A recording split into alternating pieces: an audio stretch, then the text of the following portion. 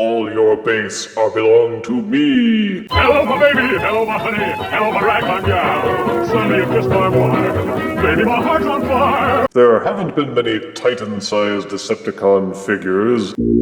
No, they're combiners, they don't count. And Trypticon was the only proper city former. This left him to contend alone against Metroplex, Fortress Maximus, and Omega Supreme. Hardly a fair fight. But now Trypticon has finally got some help in the form of Scorponok, the resident Titan-class figure for the Earthrise line. Scorponok traces his roots back to late Generation 1. Scorponok didn't have much in the way of media impact, with only a few brief appearances in the waning days of the 80s cartoon show. I had always wanted this figure, but somehow never got the chance to pick him up. But that's why pencils have erasers and why Hasbro has toy lines. Because Scorponok is back, with an Earthrise line makeover for the modern age. Wet yourselves at the sight of this huge box, plastered with horrendously out-of-scale artwork. Be bored with the side panel, which has the same splash painting as all the other boxes in this line, and feast on the eye candy of the back, which shows off Scorponok in all his modes, along with profiles of his Headmaster gimmick. The other side panel shows only a shadowy glimpse of a gun which is shooting Scorponok, and which looks to be Megatron's fusion cannon. Maybe he's jealous of Scorponok's size, or that's what she said. Don't snicker, Crow. Anywho, the box certainly feels like it's got heft, so let's open the box and show death where is my sting. Out of box, Titan Scorponok comes with a cardboard map thingy and a red plastic sliver to reveal its deadly, silly secrets. It also comes with the deluxe-size Headmaster Lord Zarak figure, and that comes with a Titan Master-sized Lord Zarak Mini-Me figure. Also included are 3 bent plug-in Fire Blast accessories, which seem to be copies of the Jetfire Fire Blast accessories, except that they are perhaps a little deeper orange. Ooh, curly.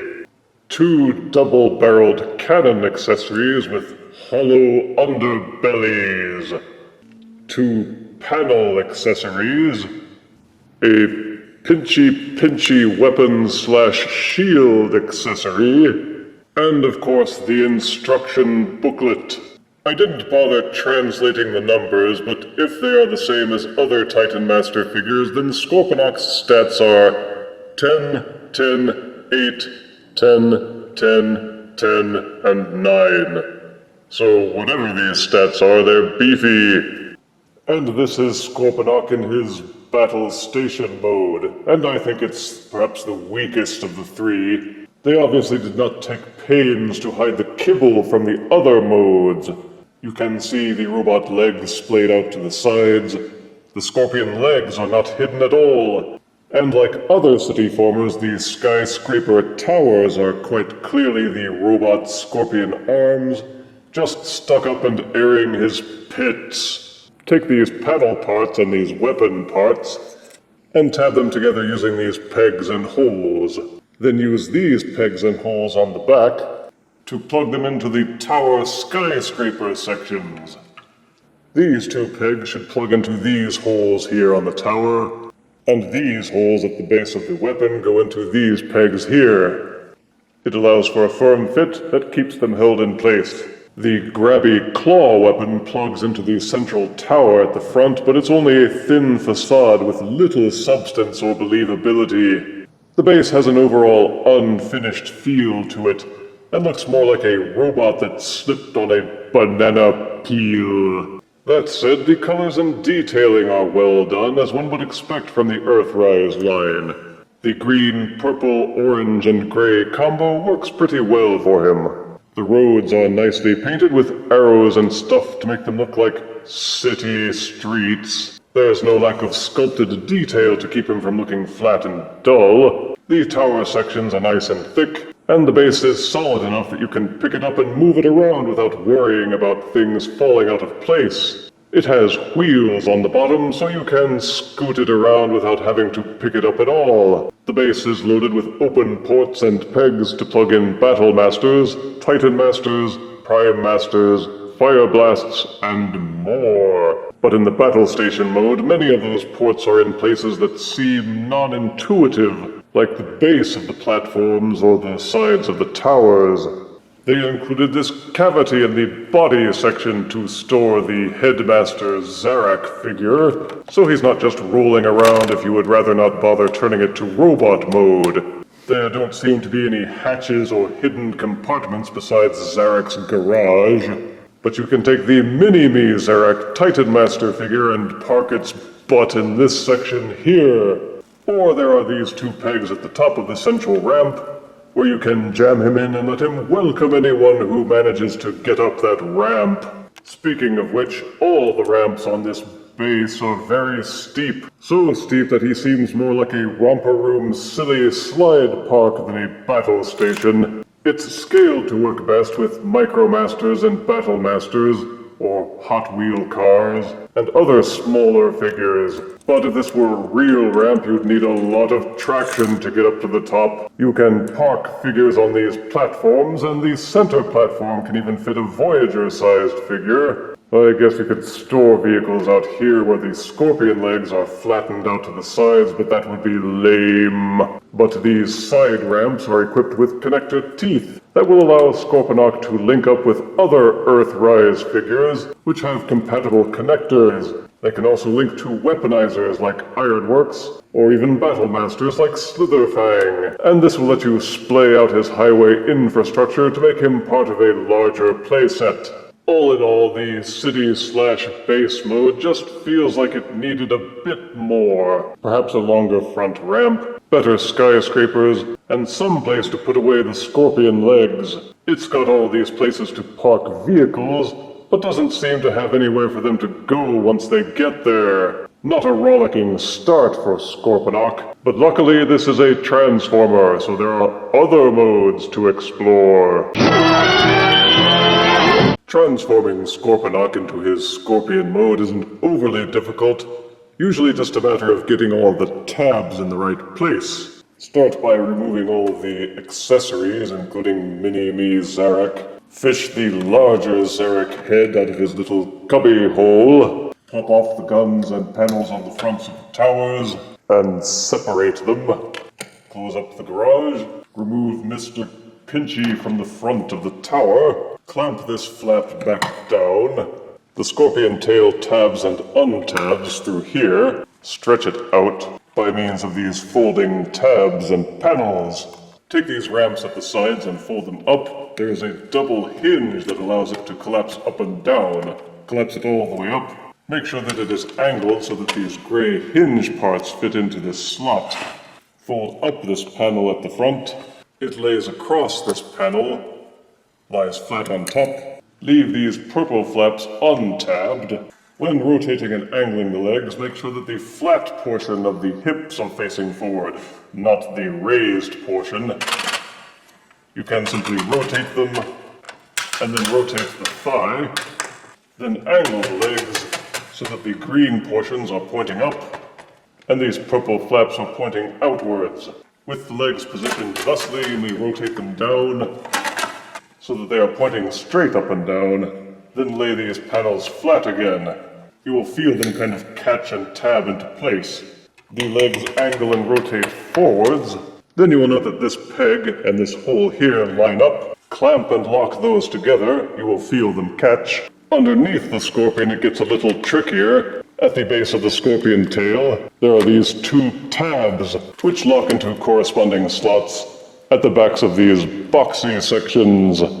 Then underneath the Scorpion, this flat panel has a tab which slots into this groove at the very base. It's tricky, but you will feel it and see it lock into place once you have got them lined up. Angle these Scorpion arms down.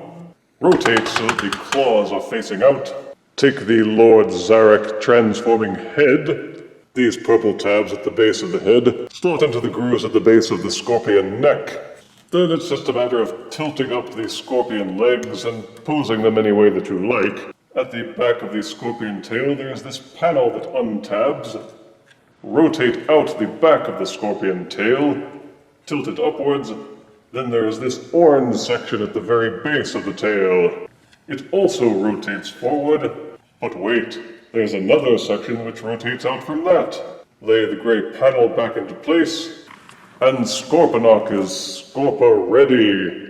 The Scorpion mode is much better than the Battle Station mode because it's a robot and a Scorpion. What's not to love? Admittedly, there are some parts of it that seem out of proportion. These boxy sections on the back are rather too large, and the tail is rather too short.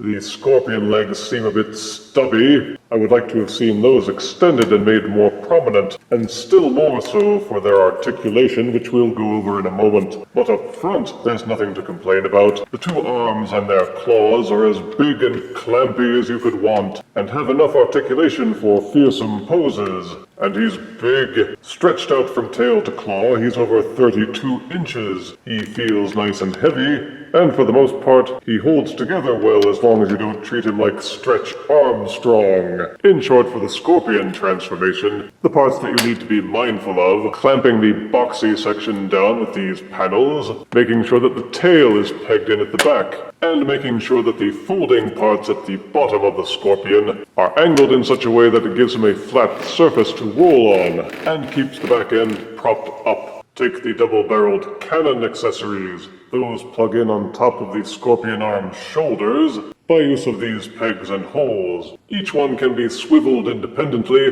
depending on how you want to pose him or aim the guns. These quote-unquote skyscraper front panels plug into the side of the boxy sections of the legs by use of these double pegs at the front ends. Then take the Mr. Pinchy weapon accessory. You will see these dual pegs and holes at the back of the scorpion tail and at the back of Mr. Pinchy. Line those up and plug them together, and Mr. Pinchy will store very neatly at the back of Scorponok's butt. For features, it's mostly his articulation and his Battlemaster compatibility. There are still plenty of ports to stick in Battlemasters, Titan Masters, Prime Masters, Micro Masters, Fire Blasts, and to lade him down with ridiculous amounts of weaponry. He can fit entire weaponizer figures onto his bulk, and look none the worse for it.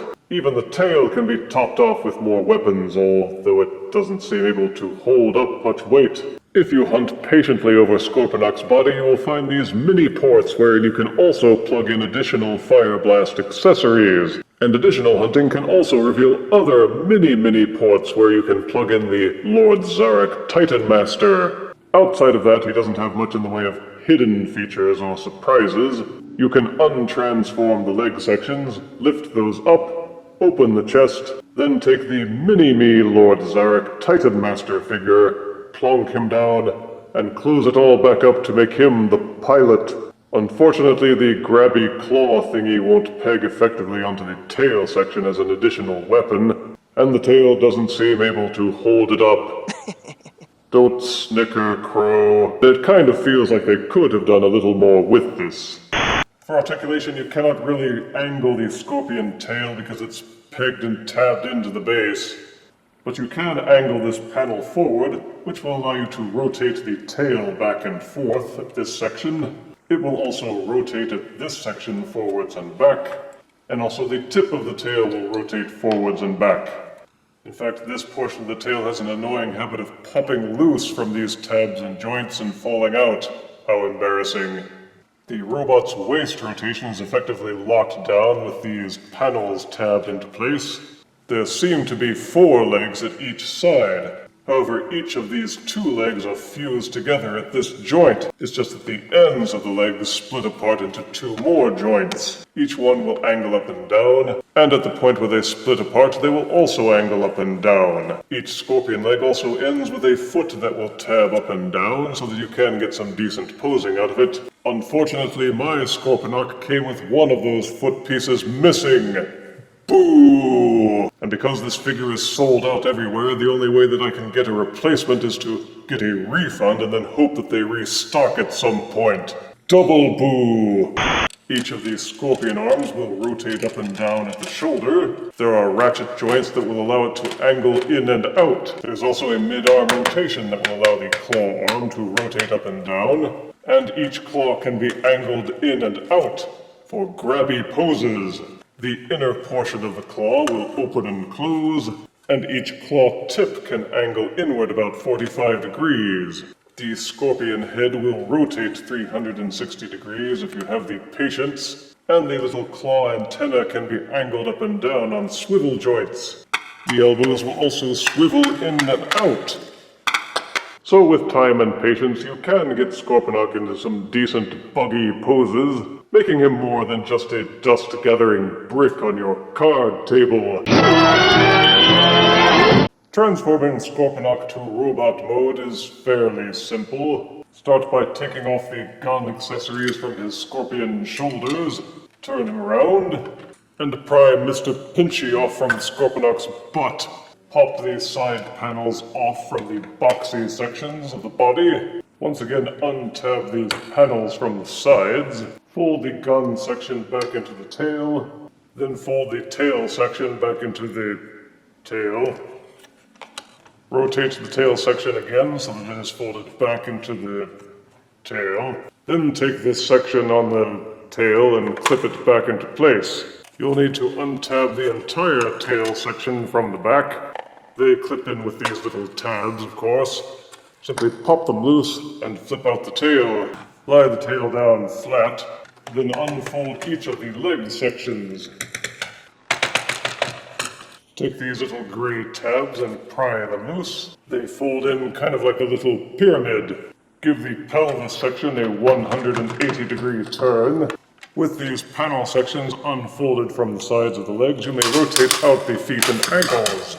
Then fold the panels back into place and re-tab them in using this peg and hole combo. This will form Scorponok's shins, but you're not quite done yet. These little gray parts at the front of the feet fold down to become his toes. Take these scorpion legs and fold them inwards. You'll have to fold in the toes, scrunch up the legs, until they're tucked inside his body. It is actually kind of cool that they fold away so neatly. Fold up the tail section so that these areas are collapsed together, and the whole thing will kind of clamp and tab shut. You will feel a satisfying click, which lets you know that it will hold. Rotate Scorponok's arms down at the shoulders, and straighten out the claw arms. Then give the head a 180-degree rotation until the face is pointing forward. And this is Scorponok in his robot mode. Metroplex still maintains his crown as the tallest Titan, only an inch or so shorter, if you don't count any of their upturned weapons. But in terms of mass, Scorponok feels about the same weight as Metroplex, and certainly his arms look beefier with those big honkin' claws. The colors seem to come together well, with the green and purple kind of complementing each other rather than clashing, and the orange and silver highlights don't really seem out of place. Unlike some of the other modern city formers, with the exception of Omega Supreme, Scorponok feels very solidly built and well proportioned, with no one segment of his body seeming too oversized or slender. The head has robot lips, but there's something about the antenna and the red one-eyed visor that helps pull it off. Despite being a separate figure, the head feels pretty solid and not floppy. The arms are rock solid except for some visible hollowness inside the claws, and the thighs are solid too. The only place that looks and feels iffy are the shins and feet. The shins were made by wrapping around some of the ramps and panels,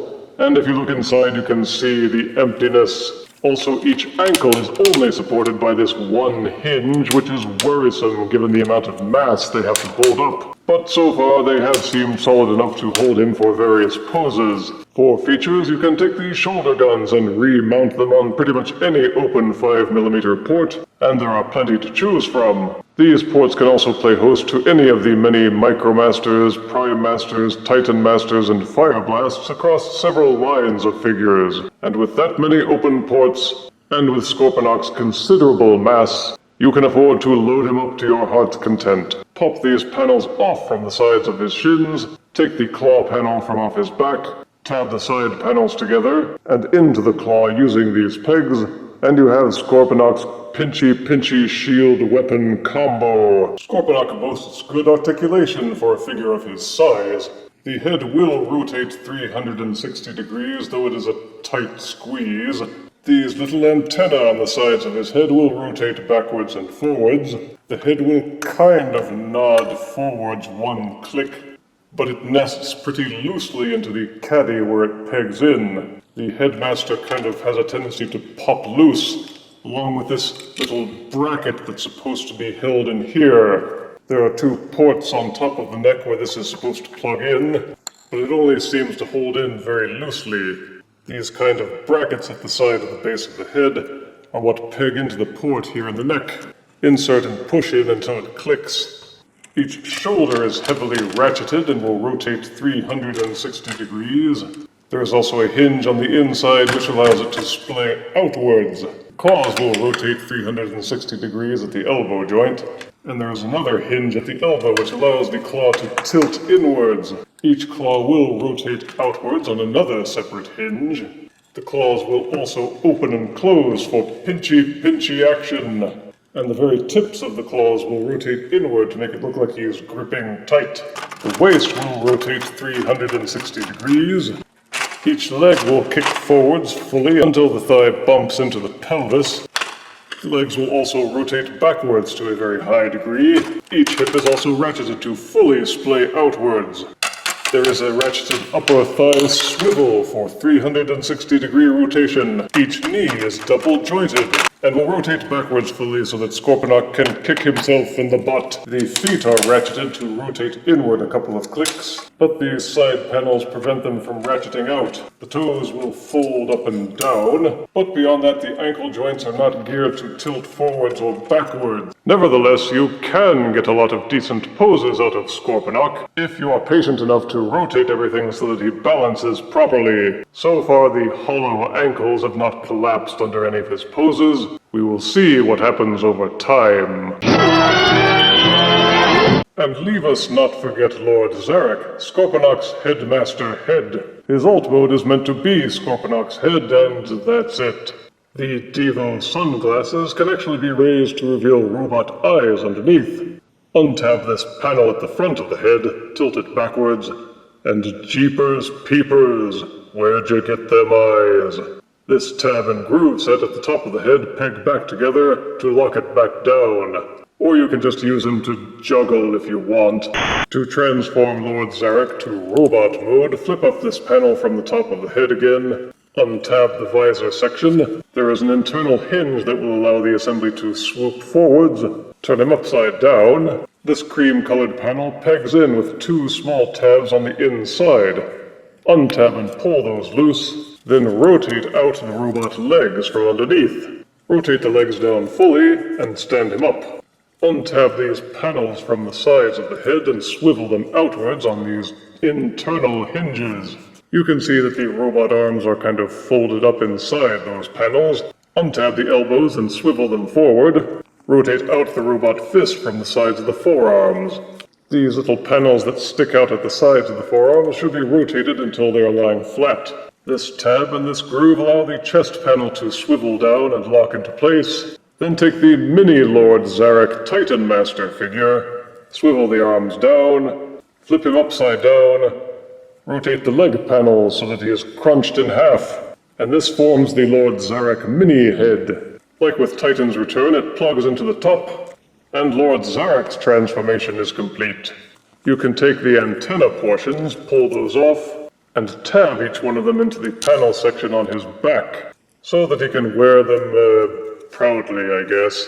You will find that Scorponok Headmaster Lord Zarek also has a complement of Battlemaster Ports scattered over his body so that you may plug in Fire Blasts, Titan Masters, Prime Masters, and so on. The head would rotate 360 degrees if it wasn't always bumping into these panels at its side, but it can also waggle up and down a bit. Each shoulder can rotate 360 degrees and splay outwards. You will need to remove the antenna panels from the back in order to get that full articulation. Each elbow is double jointed and will collapse in on itself. The wrists will tilt in and out.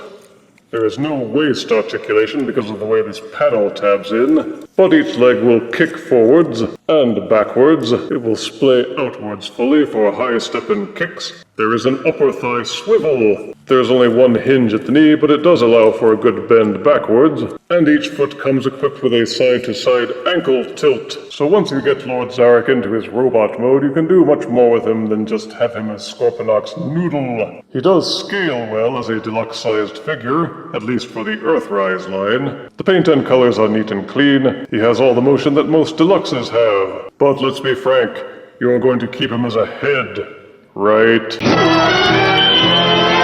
For size comparison, here is Titan Earthrise Scorponok, next to Thrilling 30's Metroplex. Here is Earthrise Titan Scorponok, next to Siege Titan Omega Supreme. Here is Earthrise Titan Scorponok, next to Titan's Return Titan Trypticon. And here is Earthrise Titan Scorponok, next to Warrior-size Robots in Disguise Paralon. In a world where shelf space is a concern, there are those who might not want to get Earthrise Titan Scorponok, especially if you have other Titans that are already taking up that space. Figures like this don't fit on normal shelves, and often require owners to take special measures to display them. But if such matters are of no concern to you, then Earthrise Titan Scorponok is the prize catch for this line. Positives in robot mode are that he looks awesome. He is well colored and cleanly painted.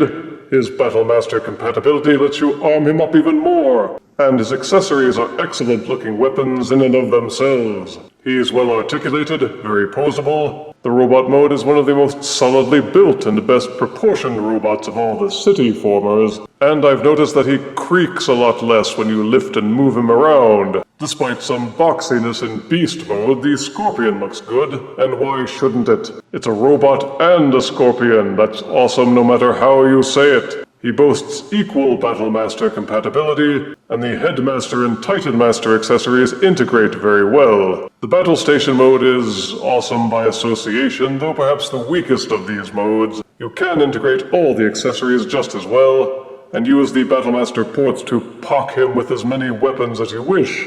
He utilizes the Earthrise line's ramp gimmick, so you can attach other figures, weaponizers, and ramp sections to connect him to other figures. The Titan Headmaster is a good figure all by itself, with a solid transformation, good colors, and just as well articulated as any deluxe-sized figure. Negatives in robot mode are that the shins and ankles are too hollow for my liking, and I find it annoying that I can't tilt the feet forwards for even better poses. The head not being able to tilt backwards is a minus. Like most Titan figures, you have to wrestle with him a bit to get him into a pose that you like, and hope that you can arrange the legs and feet so that he won't topple over from his own weight. The Scorpion mode suffers from those boxy protrusions on his back. The 8 Scorpion legs don't splay outwards, which robs him of the ability to look really beast-like. And mine was missing a foot, dang it.